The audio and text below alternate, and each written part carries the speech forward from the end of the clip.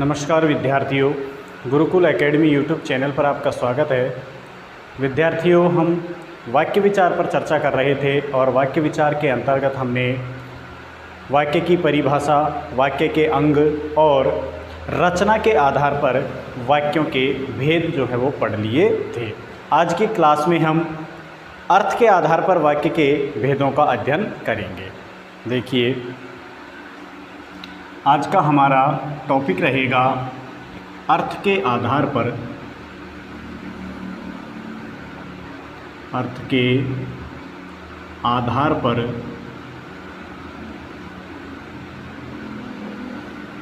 वाक्य के भेद। अर्थ के आधार पर वाक्य के भेद। तो कल हमने इस बात पर चर्चा की थी कि अर्थ के आधार पर जो है वो वाक्य कितने प्रकार के होते हैं। अर्थ के आधार पर वाक्य 8 प्रकार के होते हैं। अब हम उन 8 प्रकारों पर चर्चा करते हैं।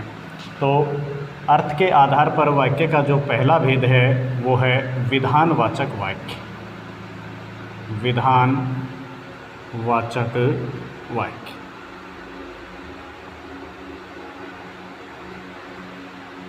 देखिए, विधानवाचक वाक्य किसे कहते हैं? वे वाक्य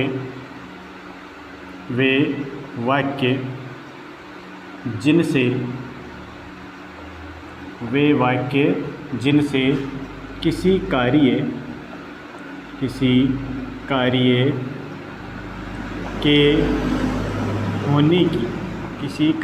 के होने की सामान्य जानकारी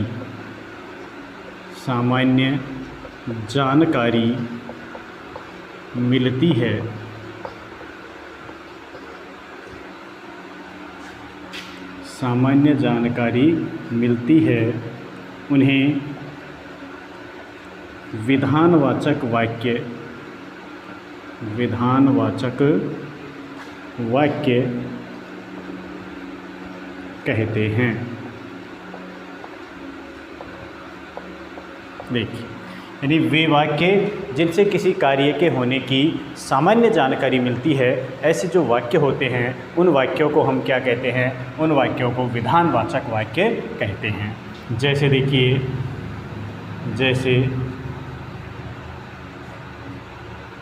राम पुस्तक पढ़ता है। राम पुस्तक पढ़ता है। और देखो एक उदाहरण,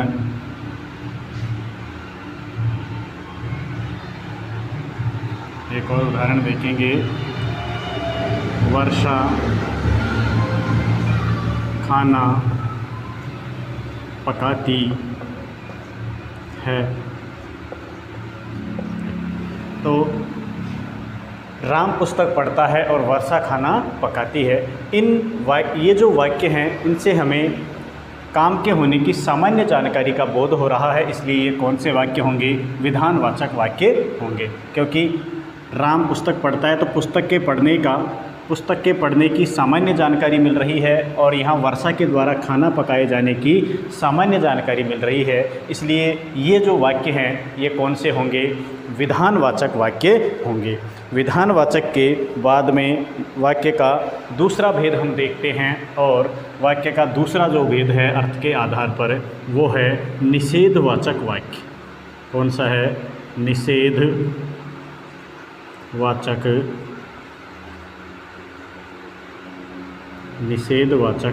वाक्य। देखो निषेधवाचक वाक्य कौन से होते हैं? वे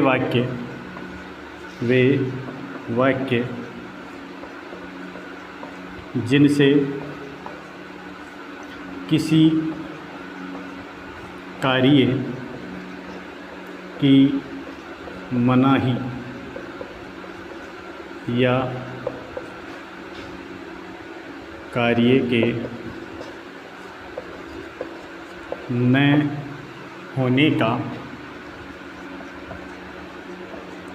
होने का बोध होता है उन्हें निषेधवाचक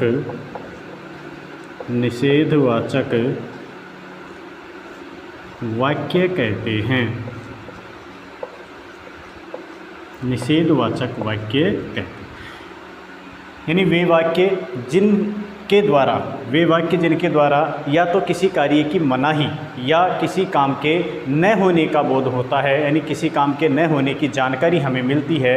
ऐसे जो वाक्य होते हैं उन वाक्यों को हम क्या कहते हैं? निषेधवाचक वाक्य कहते हैं, क्योंकि निषेध का अर्थ ही क्या होता है? मना। किसी काम के लिए जहाँ मना करने का भाव होता है वो वाक्य कौन से होते हैं? निषेधवाचक वाक्य होते हैं। जैसे उदाहरण देखिए, ऊपर वाले वाक्यों को ही लेंगे हम। जैसे राम पुस्तक नहीं पढ़ता है। राम पुस्तक नहीं पढ़ता है। एक और वाक्य देखो, वर्षा खाना नहीं पकाती है। वर्षा खाना नहीं पकाती है। तो दोनों वाक्य देखेंगे, दोनों ही वाक्यों में यहाँ पुस्तक के न पढ़ने का और यहाँ खाने के न बनाए जाने का बोध हो रहा है, यानी दोनों ही चीज़ों का यहाँ पर निषेध हो रहा है, मना हो रहा है। इसलिए ये जो वाक्य हैं ये कौन से होंगे? ये निषेधवाचक वाक्य होंगे। अगला वाक्य देखेंगे, और अगला जो वाक्य का प्रकार है वो है प्रश्नवाचक वाक्य। कौन सा है? प्रश्नवाचक वाक्य। प्रश्नवाचक वाक्य देखेंगे किसे कहते हैं? वे वाक्य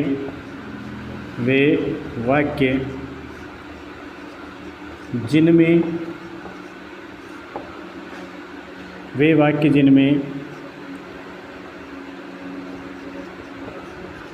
कोई प्रश्न किए जाने का बोध होता है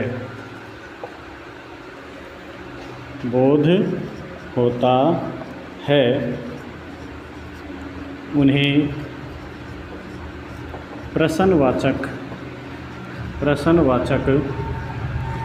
वाक्य कहते हैं। प्रश्नवाचक वाक्य कहते हैं, यानी वे वाक्य जिनसे हमें किसी प्रश्न के किए जाने का या प्रश्न पूछे जाने का बोध होता है, ऐसे वाक्यों को हम प्रश्नवाचक वाक्य कहते हैं। देखिए, जैसे देखिए, क्या राम पुस्तक पढ़ता है?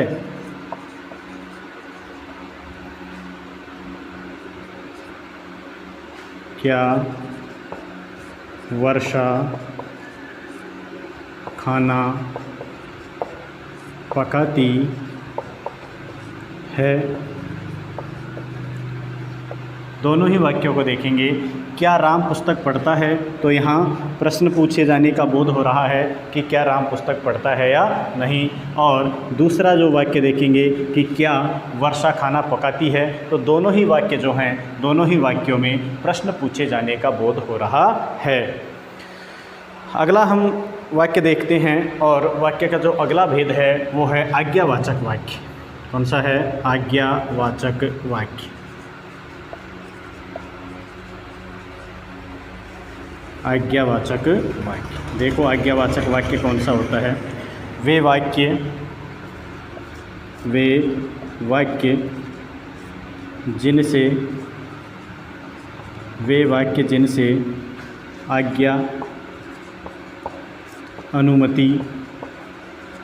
आज्ञा, अनुमति, आदेश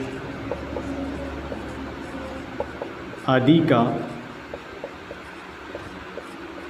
का बोध होता है। वे वाक्य जिनसे आज्ञा, अनुमति, आदेश आदि का बोध होता है उन्हें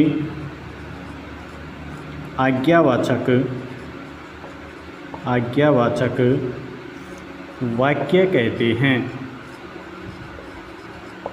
आज्ञावाचक वाक्य कहते हैं। देखिए जैसे, यानी कि वे वाक्य जिनसे आज्ञा का, अनुमति का या आदेश का बोध हो, आज्ञा, अनुमति या आदेश की हमें जानकारी मिले, तो ऐसे जो वाक्य होते हैं उनको हम क्या कहते हैं? आज्ञावाचक वाक्य कहते हैं। जैसे देखिए उदाहरण से समझिए इसको।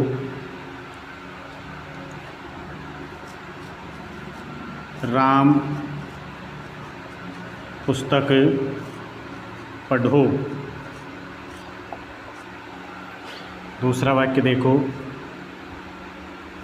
वर्षा खाना पकाओ।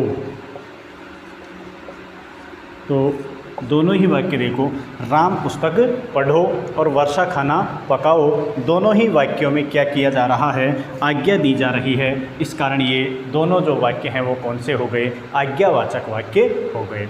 स्क्रीनशॉट लीजिए। अगले प्रकार हम अगली स्लाइड में देखेंगे। पांचवां भेद देखिए, इच्छावाचक वाक्य। इच्छावाचक वाक्य किसे कहते हैं? वे वाक्य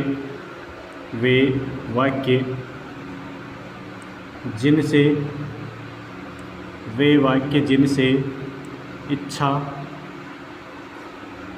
कामना या आशीर्वाद, इच्छा, कामना या आशीर्वाद का बोध होता है।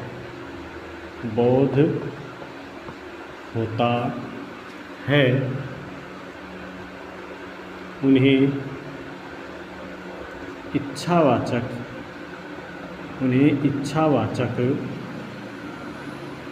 वाक्य कहते हैं।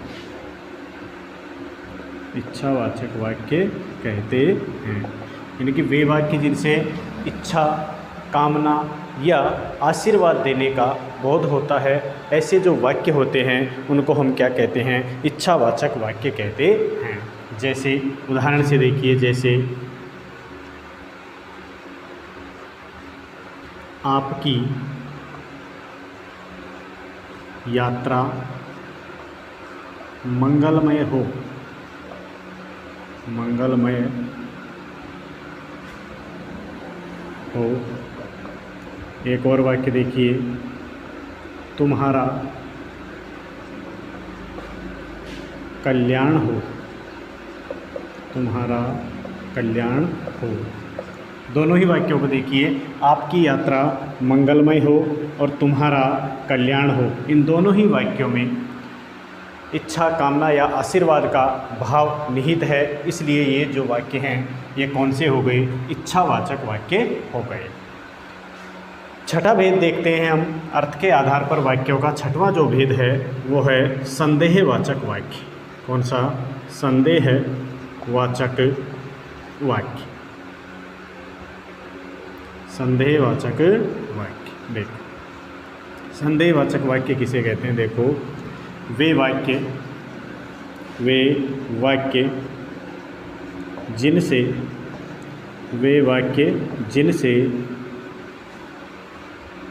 शक, संदेह, वे वाक्य जिनसे शक, संदेह या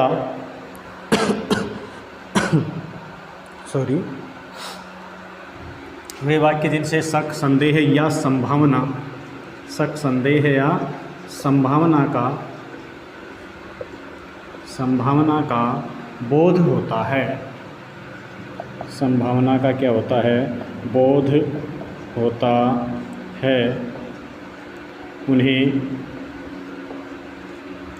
संदेहवाचक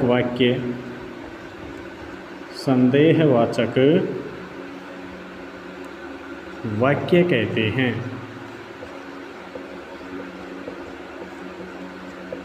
देखो, ऐसे वाक्य जिनके माध्यम से हमें शक, संदेह या संभावना की जानकारी मिलती है, संभावना का बोध होता है, तो ऐसे जो वाक्य होते हैं उनको हम संदेहवाचक वाक्य कहते हैं। जैसे उदाहरण से समझिए, जैसे अपन ने पिछले जो वाक्य पढ़े थे उनमें उदाहरण लिया था कि राम पुस्तक पढ़ता है, तो यहाँ उसी उदाहरण को लेंगे। शायद राम पुस्तक पढ़े, शायद राम पुस्तक पढ़े।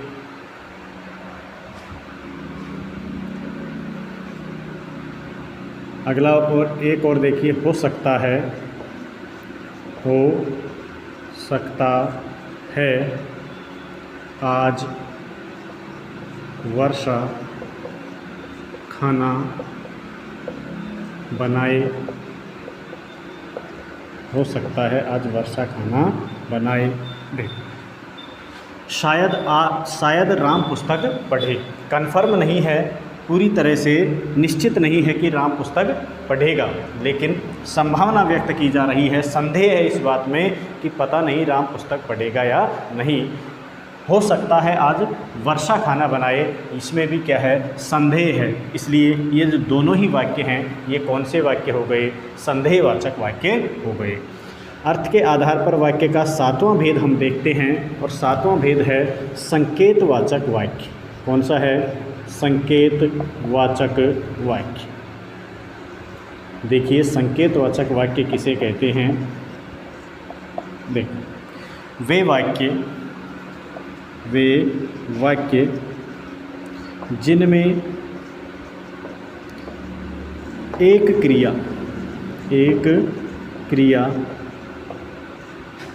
दूसरी क्रिया पर, एक क्रिया दूसरी क्रिया पर निर्भर रहती है या निर्भर होती है,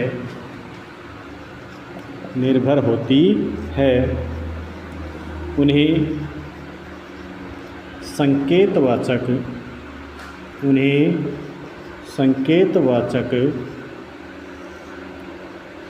वाक्य कहते हैं।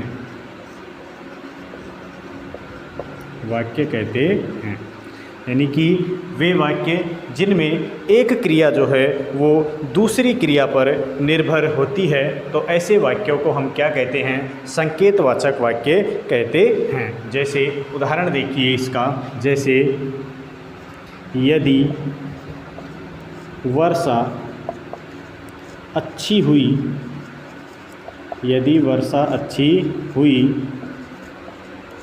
तो फसल अच्छी होगी। यदि वर्षा अच्छी हुई तो फसल अच्छी होगी। यानी इसमें फसल के अच्छी होने की जो क्रिया है वो किस पर निर्भर है, वर्षा के होने पर निर्भर है। इसलिए ये जो वाक्य है ये कौन सा वाक्य है, संकेतवाचक वाक्य है। अब अर्थ के आधार पर वाक्य का आठवां और अंतिम भेद हम देखते हैं, और वो है विस्मयवाचक वाक्य। विस्मयवाचक वाक्य।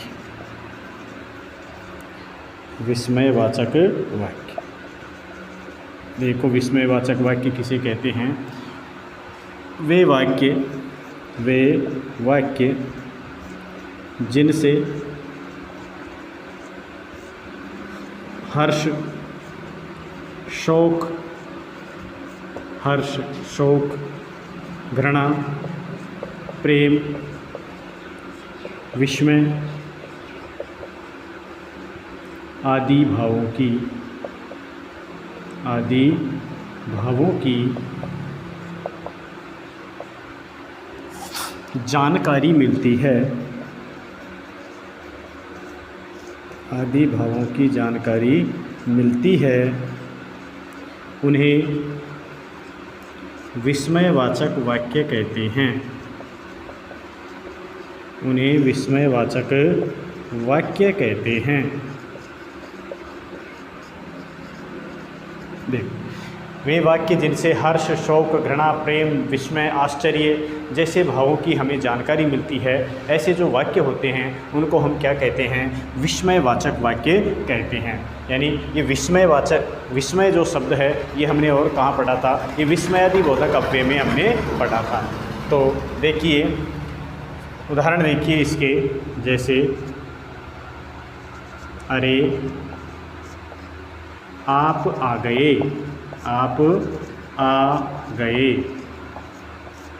तो इसमें आश्चर्य हो रहा है कि आप आ गए, आने में आश्चर्य हो रहा है, इसलिए ये कौन सा वाक्य है? विस्मयवाचक वाक्य है। और देखिए, हाय राम, हाय राम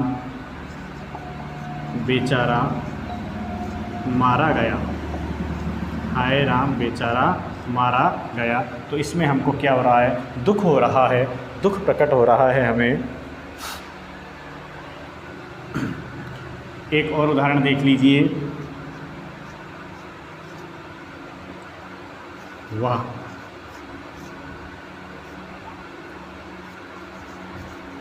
कितना सुंदर मौसम है, वाह कितना सुंदर मौसम है। तो ऐसे जो वाक्य हैं इन जिनसे हमें हर्ष, शोक, घृणा, प्रेम, विस्मय आदि शब्दों का बोध हो, ऐसे जो वाक्य होते हैं उनको हम क्या कहते हैं? विस्मयवाचक वाक्य कहते हैं। और विस्मयादिबोधक अव्ययों की तरह ही ये जो वाक्य होते हैं इनमें विस्मयादिबोधक अव्यय के बाद तुरंत बाद जो है वो विस्मयादिबोधक चिन्ह जो है वो लगा हुआ होता है। तो अर्थ के आधार पर हमने वाक्य के 8 भेदों का अच्छी प्रकार से अध्ययन कर लिया है। स्क्रीनशॉट लेंगे। चलिए अब हम वाक्य विचार का अंतिम बिंदु देखते हैं और वो है वाक्य रूपांतरण। वाक्य रूपांतरण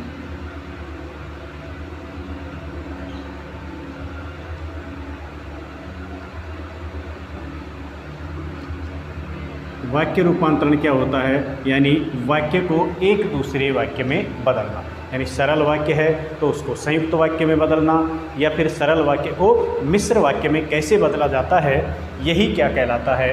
वाक्य रूपांतरण कहलाता है। तो वाक्य रूपांतरण में हम सबसे पहले पढ़ेंगे सरल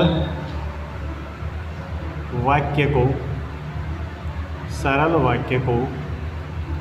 संयुक्त वाक्य में बदलना। सरल वाक्य को, हाँ तो देखिए सबसे पहले हम देखते हैं सरल वाक्य को संयुक्त वाक्य में कैसे बदला जाता है। और सरल वाक्य को संयुक्त वाक्य में बदलने के लिए एक नियम है, उस नियम को देखेंगे।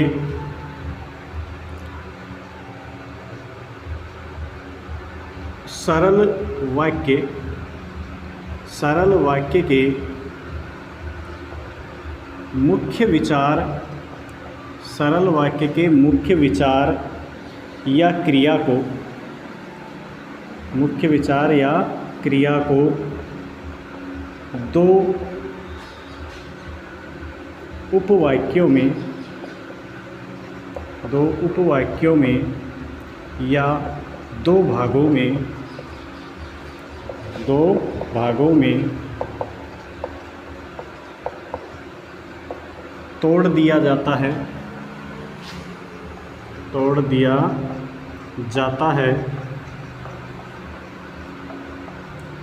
और दोनों के बीच, और तोड़ दिया जाता है और दोनों को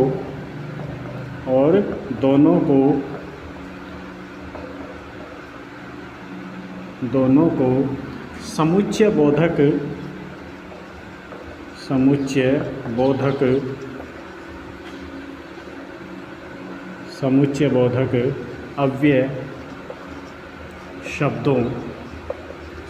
बोधक अव्यय शब्दों कौन से? जैसे और, तथा, इसलिए आदि से जोड़ दिया जाता है। देखिए, यानी कि सरल वाक्य को संयुक्त वाक्य में बदलने के लिए हम क्या करेंगे, सबसे पहले तो जो सरल वाक्य है उस सरल वाक्य में जो मुख्य विचार है यानी मुख्य क्रिया है उसको हम क्या करेंगे, दो भागों में उसको तोड़ देंगे, यानी उसके दो भाग करेंगे और उन दोनों भागों को हम किससे जोड़ देंगे, दोनों भागों को हम समुच्चय बोधक अव्यय जो हैं उनसे आपस में हम जोड़ देंगे। तो बनने वाला जो वाक्य होगा वो कौन सा होगा, वो संयुक्त वाक्य कहलाएगा। देखो, जैसे उदाहरण देखेंगे हम।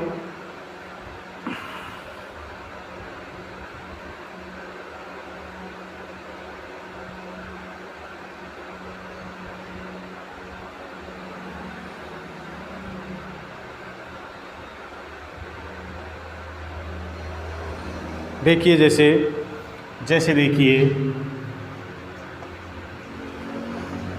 जैसे वह फल खरीदने के लिए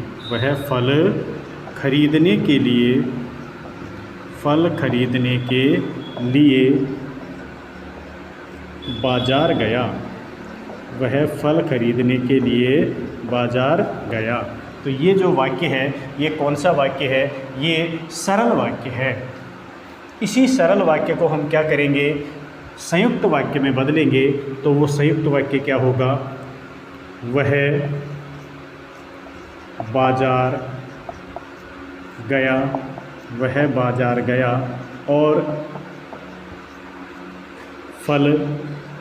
और उसने फल खरीदे। वह बाजार गया और उसने क्या किया, और उसने फल खरीदे। वह बाजार गया और उसने फल खरीदे। तो देखिए, वह फल खरीदने के लिए बाजार गया, ये कैसा वाक्य था, ये सरल वाक्य था। इसी सरल वाक्य के हमने क्या किए, दो मुख्य जो भाग था उसके दो टुकड़े किए और दोनों टुकड़ों को हमने किससे जोड़ दिया, समुच्चय बोधक अव्यय और से जोड़ दिया। तो इस प्रकार ये जो वाक्य है ये वाक्य कैसा हो गया, ये संयुक्त वाक्य बन गया। यानी ये जो हमारा वाक्य है ये है हमारा सरल वाक्य, और इस सरल वाक्य का हमने रूपांतरण किया है, वो किस में किया है, संयुक्त वाक्य में हमने इसका रूपांतरण किया है। देखिए, स्क्रीनशॉट ले लेंगे। अब देखिए, सरल वाक्य को मिश्र वाक्य में बदलना। सरल वाक्य को मिश्र वाक्य में बदलना। देखिए कैसे बदला जाता है और उसका क्या नियम है। सबसे पहले हम उस नियम को देखेंगे कि सरल वाक्य को मिश्र वाक्य में बदलने के लिए क्या किया जाता है। देखिए, तो सरल वाक्य के एक अंश को प्रधान उपवाक्य में, सरल वाक्य के एक अंश को प्रधान उपवाक्य में और दूसरे अंश को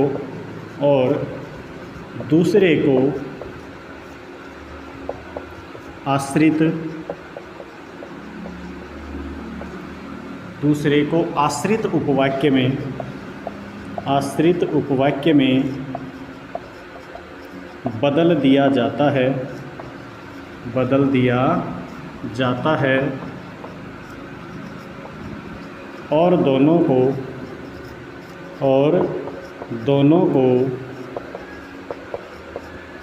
की जो जैसे ही वैसे ही जैसे शब्दों से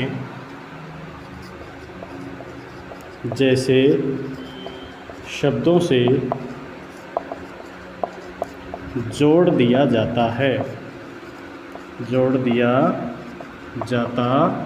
है। देखिए, नियम को देखिए यानी कि सरल वाक्य जो होता है उस सरल वाक्य के एक अंश को तो हम क्या करते हैं, प्रधान उपवाक्य में बदल देते हैं, और दूसरा जो अंश होता है उसको हम आश्रित उपवाक्य में बदल देते हैं। और दोनों यानी प्रधान उपवाक्य और आश्रित उपवाक्य हैं उनको हम किससे जोड़ देते हैं कि, जो, जैसे ही, वैसे ही इत्यादि जैसे शब्द जो हैं उनसे हम उनको जोड़ देते हैं। तो इस प्रकार जो बनने वाला वाक्य है वो कौन सा होगा, वो मिश्र वाक्य होगा। अब एक उदाहरण से हम समझते हैं कि जैसे परिश्रमी छात्र परीक्षा में सफल होता है।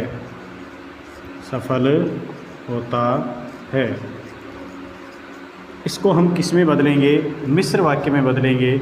और मिश्र वाक्य में ये किस प्रकार बनेगा, जो परिश्रम करेगा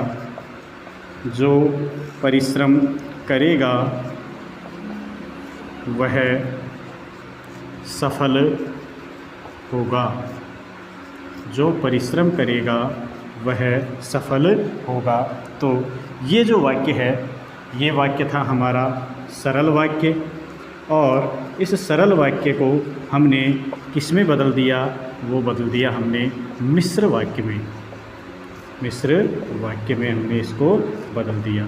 तो ये था वाक्य रूपांतरण।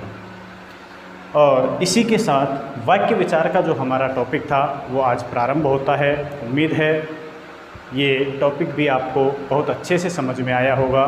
और इसी के साथ चैनल को ज़्यादा से ज़्यादा सब्सक्राइब करें और क्लास को शेयर करें।